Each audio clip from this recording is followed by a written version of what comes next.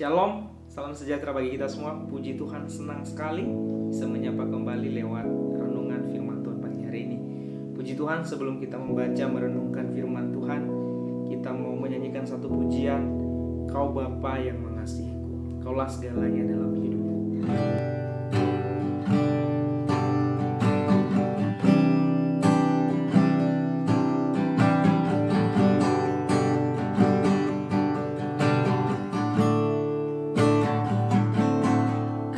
Bapa yang mengasihi, kuasa-Mu memulihkanku, hati yang baru Kau berikan, untukku dapat rencana-Mu indah bagiku.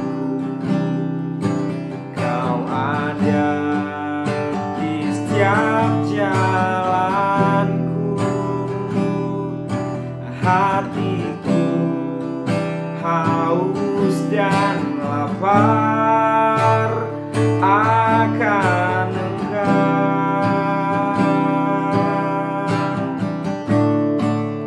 Kaulah segalanya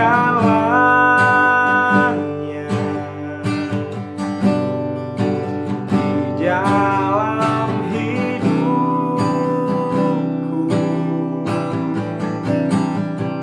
Kerajaan-Mu, kebenaran-Mu, itu bagian.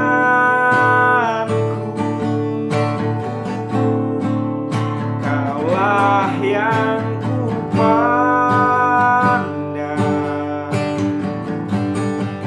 selama hidupku, mengasihi-Mu, memuliakan-Mu, Bapa dan Raja.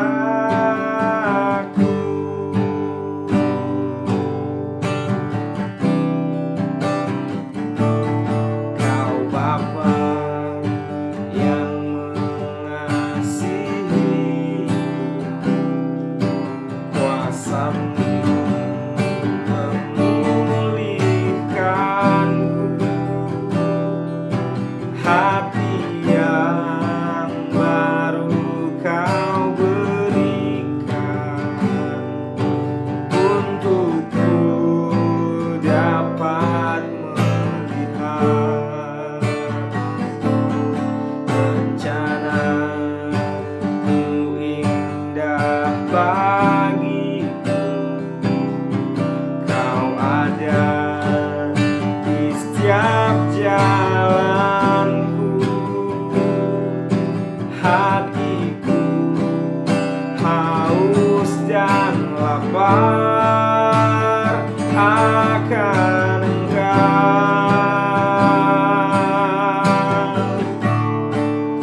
Kaulah segalanya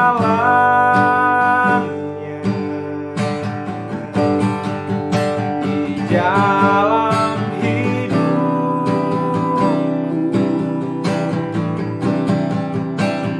kerajaan-Mu, kebenaran-Mu, itu bagianku.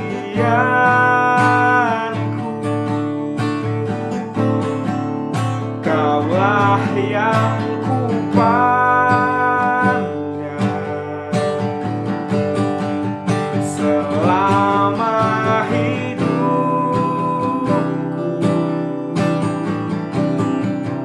mengasihi-Mu, memuliakan-Mu, mengasihi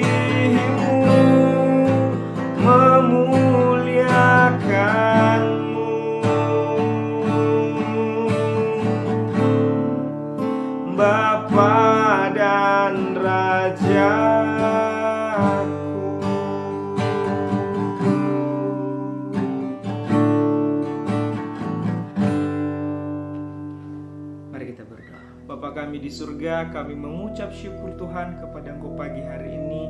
Kami bersyukur buat kasih setia-Mu, buat segala kebaikan Tuhan dalam hidup kami. Ya Bapa, sebelum kami memulai seluruh aktivitas kegiatan kami sepanjang hari ini, kami mau membaca, kami mau merenungkan firman-Mu. Berkatilah kami, urapilah kami ya Tuhan. Roh-Mu berkarya atas kami. Di dalam nama Yesus kami berdoa. Amin.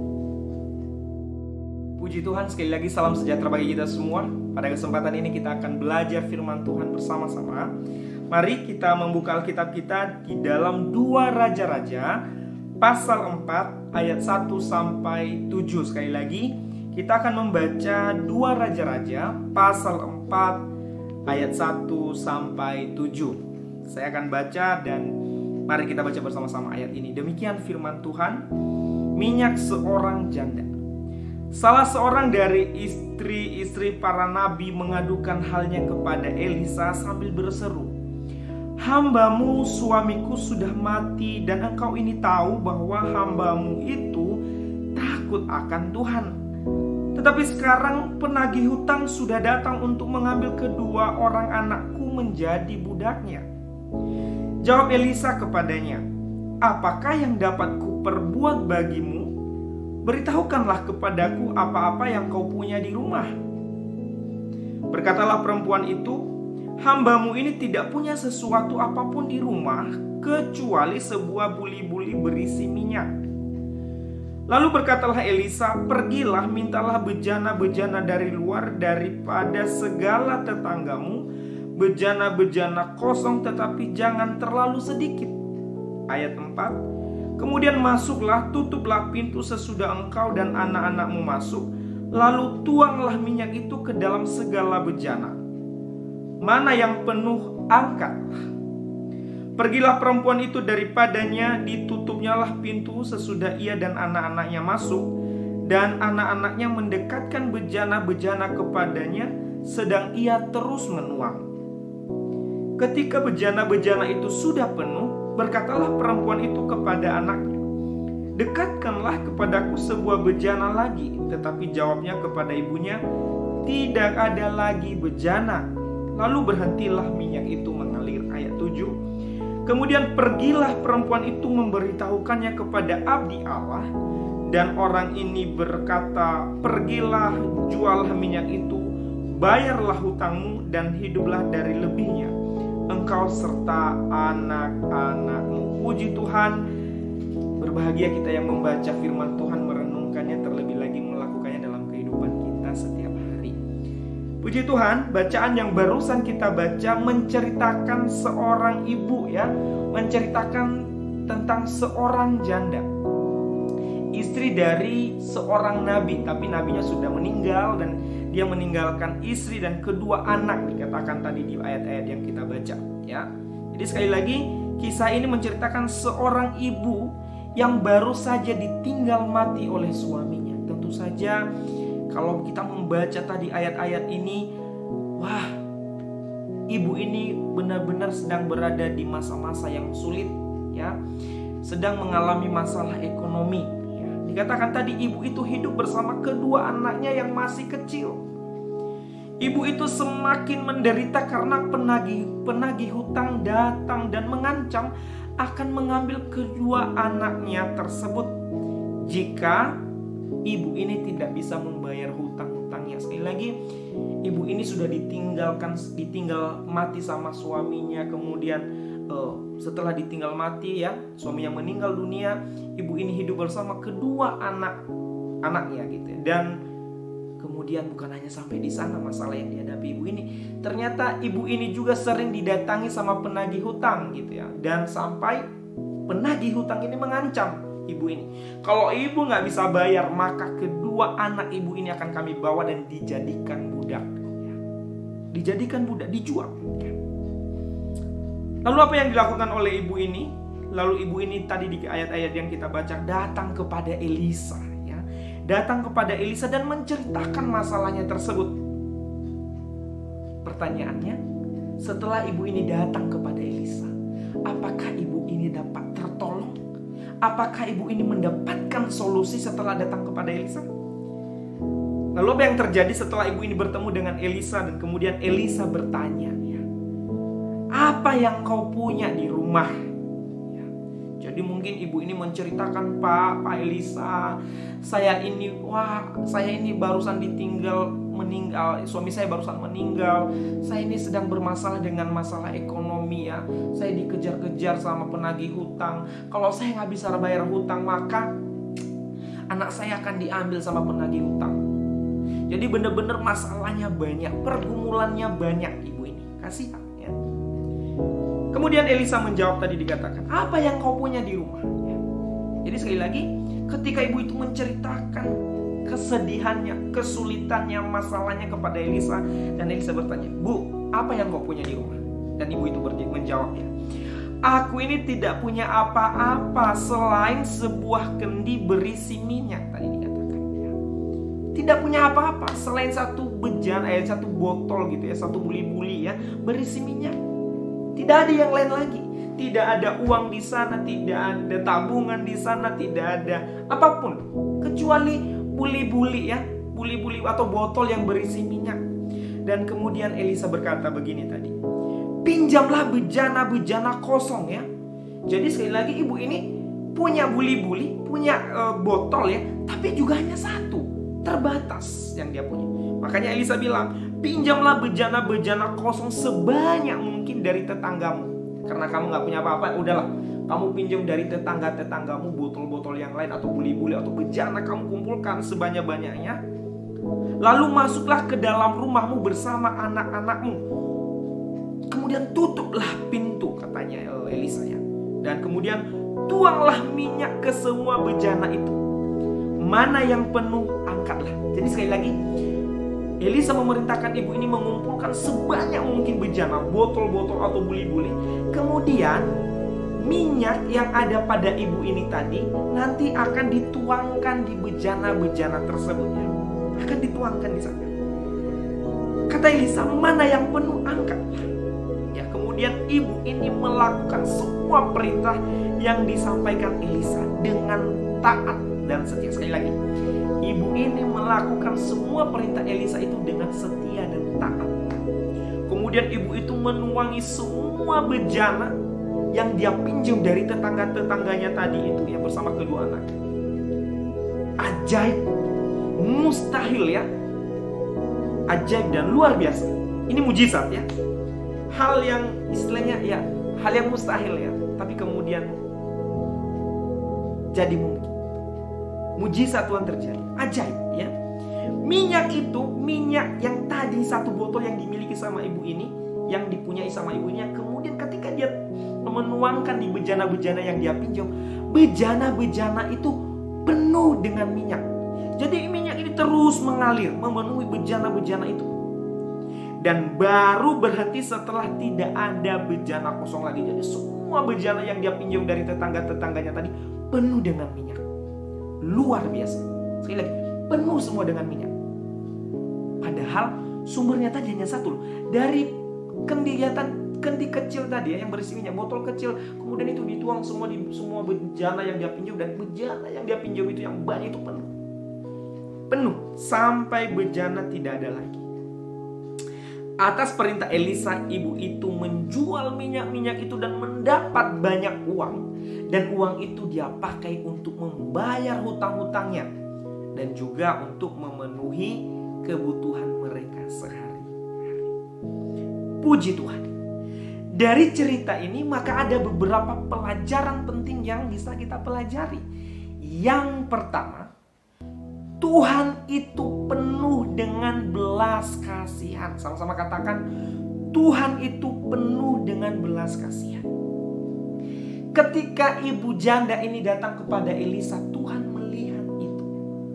Dan kemudian Tuhan berbelas kasihan melihat ibu ini. Dan apa yang terjadi? Tuhan menyatakan keajaibannya. Tuhan menyatakan mujizatnya. Itu yang pertama. Tuhan yang kita sembah, yaitu Tuhan Yesus, adalah Tuhan yang penuh dengan belas kasihan, yang mengasihi kita, yang begitu peduli dengan kehidupan kita. saat kita menghadapi masalah, saat kita menghadapi pergumulan di dalam hal apapun. Ingat, ada Tuhan Yesus yang sangat peduli dengan kita dan yang sangat mengasihi kita semua. Tidak berhenti di situ. Apa yang dilakukan Elisa adalah tindakan nyata dari sebuah kasih.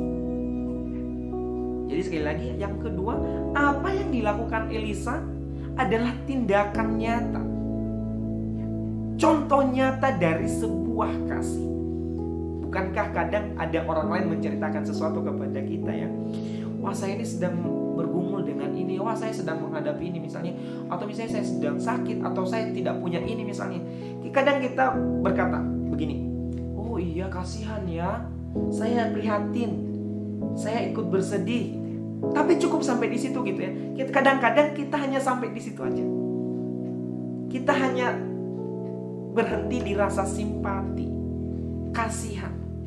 Tapi di ayat-ayat yang kita baca tadi, di cerita yang kita baca, tidak berhenti bisa di rasa simpati, tapi empati, mau memberi, mau menolong. Itu adalah wujud nyata dari kasih. Dan yang terakhir yang bisa kita pelajari dari ayat-ayat ini, ibu ini dan kedua anaknya taat. Yang paling penting, mereka melihat keajaiban, mereka mengalami mujizat Tuhan karena mereka taat. Dengar-dengaran akan apa tadi? Dengar-dengaran akan perintah Elisa. Tentu saja itu datangnya dari Tuhan. Mereka dengar-dengaran. Katakan sama-sama, saya mau dengar-dengaran. Sekali lagi, ibu ini dan kedua anaknya mengalami mukjizat yang luar biasa, keajaiban Tuhan karena mereka hidup di dalam ketaatan, hidup dengar-dengaran. Puji Tuhan.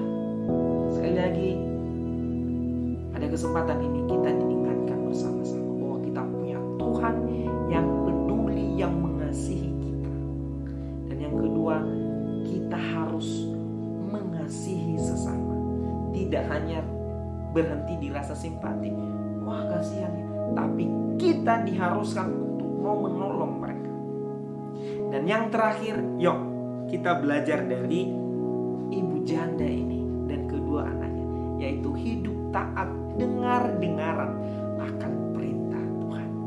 Puji Tuhan, sebagai ayat emas kita pada pagi hari ini, kita membuka di dalam Mazmur 119 ayat 103. Sekali lagi, Mazmur 119 ayat 103 dikatakan di sana, betapa manisnya janjimu itu bagi langit-langitku, lebih daripada madu bagi mulutku. Sekali lagi, Mazmur 119 ayat 103, betapa manisnya janjimu itu bagi langit-langitku, lebih daripada madu bagi mulutku. Puji Tuhan. Sekali lagi, janji Tuhan itu buat kita ya dan amin. Tuhan pasti genapi, Tuhan pasti tepati. Ya, sekali lagi, mari kita tetap taat pada perintah Tuhan. Puji Tuhan, demikian renungan firman Tuhan pagi hari ini. Mari kita berdoa. Bapa kami di surga, kami mengucap syukur Tuhan kepada Engkau pagi hari ini. Hati kami melimpah dengan ucapan syukur buat firman Tuhan yang barusan kami baca dan renungkan bersama-sama. Engkau Tuhan yang mengasihi kami, Engkau Tuhan yang sangat peduli dengan kehidupan kami. Bahkan janji-janjimu luar biasa manis dalam kehidupan kami. Tuhan pasti setia menepati itu dalam kehidupan kami, pribadi lepas pribadi. Dan Tuhan, lewat renungan ini kami juga belajar bahwa kami harus mengasihi sesama kami, peduli dan mau memberkati sesama kami. Dan pada kesempatan ini Tuhan mau kami hidup di dalam ketaatan, taat akan firman-Mu, dengar-dengaran akan firman-Mu. Terima kasih Tuhan Yesus yang baik, kami bersyukur. Berkatilah kami, berikanlah kami hikmat, berikanlah kami kebijaksanaan dan kecerdasan yang dari Tuhan. Terima kasih kami bersyukur, kiranya sukacita, damai sejahtera-Mu melimpah dalam kehidupan kami. Di dalam nama Yesus kami berdoa. Amin.